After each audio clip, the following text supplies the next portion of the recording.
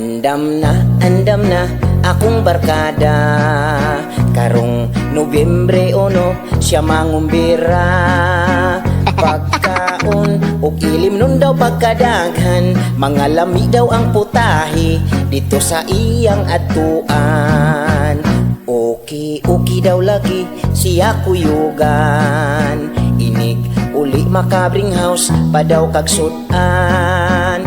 Misalig yun ko niyaw ni kuyog ko, amo di ay nga giyatuan. Sus Mario Sip kay sementeryo. Ang bingkaso manubi ko nga gihalat sa sementeryo. Gipangkaon sa kong barkada ug ang uban gisud sa sako.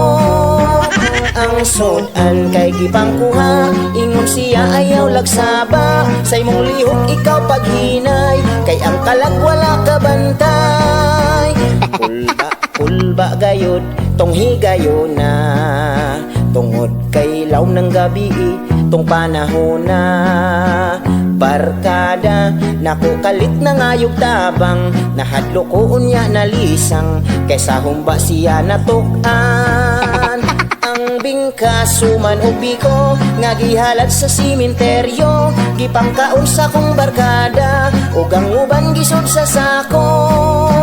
Ang sudan kay gipangkuha, ingon siya ayaw lagsaba. Sa imong lihok ikaw paghinay, kay ang talag wala ka bantay. No.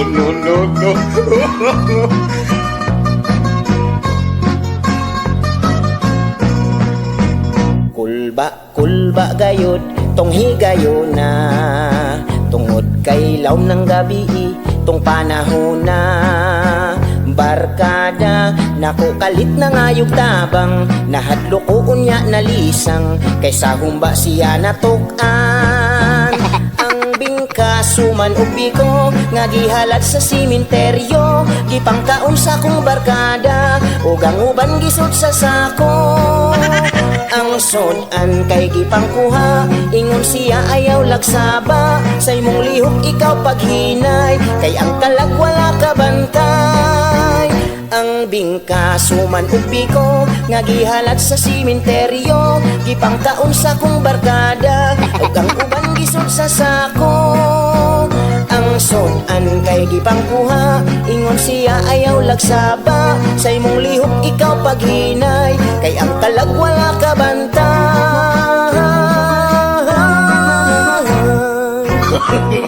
No.